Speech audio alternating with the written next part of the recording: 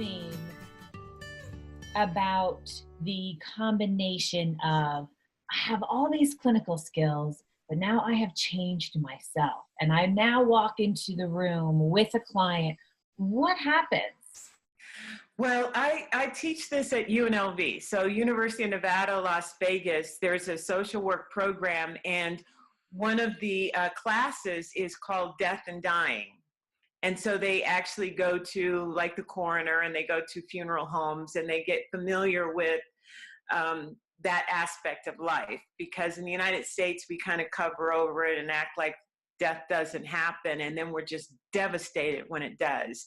So there's a class called Death and Dying, and I'm the guest speaker there. And one of my classes that I teach is how to heal from the inside out. And it has to do with going within. And so what I tell, there's a whole diagram that I show the students. And I say, when you get a client, one of the first things that you do is obviously it comes across your desk as paperwork, or it comes across your computer as this name pops up and that's the next person that you have to see. And this can be in clinical work, or it can also be in, if you're going to see them to fill out papers for Veterans Administration, because social workers have a huge range of roles, not just clinical or therapy. But when they first see that name and they first get that client in paperwork, the first thing that I do is I am so grateful. Now you say, why are you grateful? This is just one more person on your caseload. You're supposed to feel, or at least my experience was, you feel like overwhelmed, like another one? Are you kidding me?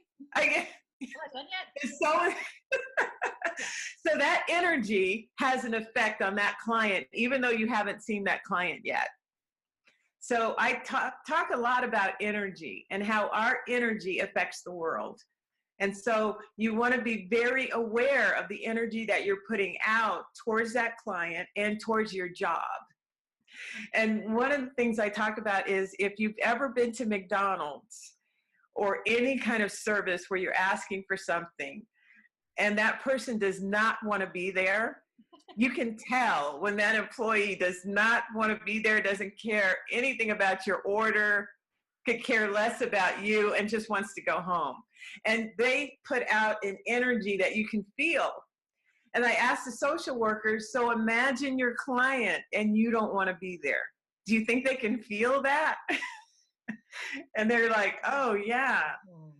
It is not doing the work. Well, it is doing the work because it is setting that tone. It is setting the intention of what's going to occur next. Yes, and that energy comes from us.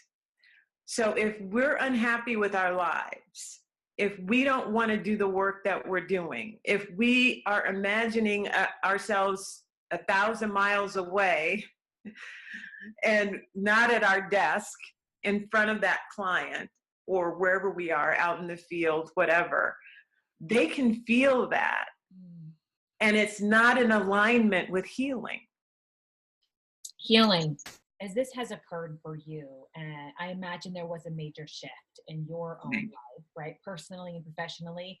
And where has that taken you? Where is your passion lying now? Well, right now, I retired about 1.5 years ago from the county in order to create space for something else to fill it. I had no idea that it would be Talkspace, and I'm really grateful for that.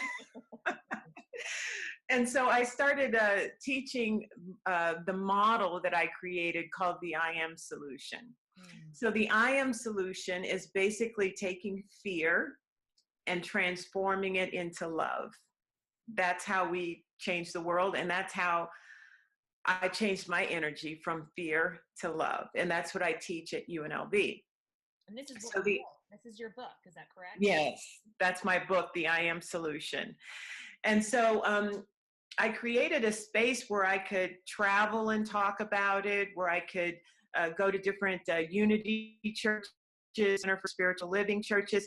These are non-denominational churches, and they embrace vibration, energy, metaphysics. We're all one type of concepts. And so they're very receptive to the I am solution.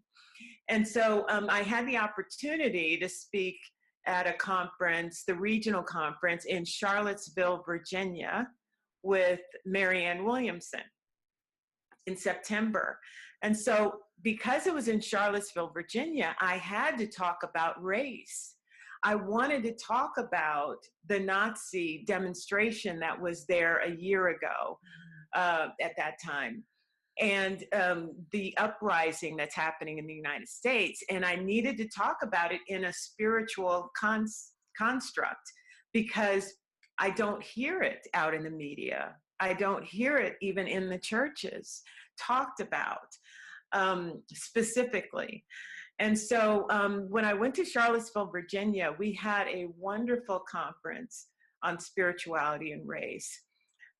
We talked about fear and how fear is the hook that is used to control people and to get people excited and fearful and anxious, and then things that happen where it's escalated to violence. And so Marianne Williamson and I are very deeply committed to talking about spirituality and race, and spirituality and the political climate that we're living in right now. And so that is where my passion is. My passion is to wake people up, because you're not really awake. You're not really engaged. You're not really, I might even say you're not even in reality. You're in the delusion of what somebody else has created, and you're just a robot going through the motions of fear and hatred. It's striking me that as we've been talking, and we talked before this about, that work that you've done with trauma and how difficult that is, how exhausting that is day in, day out, because not only are you working with a lot of chaos and a lot of pain and a lot of hurt hands-on, you're coming up against red tape and bureaucracy. So this is like exhausting hard work, and we can see on the outside. Now you've made this shift, and the work is so hard, and it's the work that we can't see. It's the work that's really vulnerable and internal, and requires you to come to the table with all of yourself and really show up in a way that is hard in a different way. Yes. I do have, and I talk to people about setting your intention in the morning. So this is part of self-care that I talk to the social workers about, because we're all in the trenches, whether we're dealing with trauma or dealing with divorce or whatever it is, our specialty is. We're dealing with that. And also we're in the soup of this political climate, which has its own anxiety. And people can get caught up in that. And so setting your intention in the morning and having a morning ritual, if you will, to prepare yourself for going in the trenches. It's like emergency workers, they have, like EMTs, they have a preparation that they go through. They make sure that their truck is fine and it's all got the equipment in it. They've got their wear and everything, and they've got everything together, and they do a check. Well, social workers, we need to do a check in the morning. Therapists, anybody in the helping profession, because I also talk to correctional officers. I talk to police officers, because they're helping professionals. They used to have on their car to serve and to protect. I think they've taken that away. But when it comes right down to it, when people need help, they call police officers. They need to be coming from compassion also. But over the years, that has been eliminated from their training. And so we need to get that back into the training of all helping professionals, that we need to make sure that we have everything that we need for that day. In other words, if I'm coming from unconditional love, if I'm coming from compassion, am I feeling that right now? And maybe a meditation, mindfulness meditation, it's kind of seeped into the counseling repertoire now, of being mindful of what emotions am I feeling right now? What is blocking me from loving fully right now? Who do I need to call before I go to work to resolve that issue? Where do you see your work lying with Talkspace? How are you using Talkspace with the work that you're doing? Well, I think that, and I mentioned before that I had talked to Marianne Williamson yesterday, and we're very aware of the political climate that we're living in and the divisive tactics, especially in the United States. If I can give you somebody to blame and somebody to be afraid of, I've got you. Now I can tell you how I can keep you safe. And so if I can keep you safe and I have all of the answers, then I can control you. So we know that these tactics work, but what we don't know is that the person that you're angry with, the person that you villainized, has grief. They're not ignorant. They're not crazy. They're sad. And they've never resolved their sadness, and they feel helpless to resolve it. And all they were looking for is somebody to help them resolve it. And you gave them a hook. Now, if we can love people, we can solve this. If we can see that we are the same as them, have you ever been sad? Have you ever felt helpless? Have you ever felt like somebody gave you the answer to that and how elated you were? Well, then that is what we're dealing with. We're dealing with ourselves, only we look different.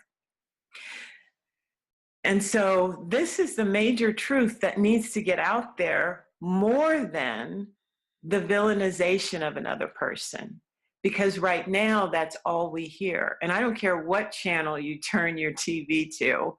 If they're not talking about oneness, then it's just more division.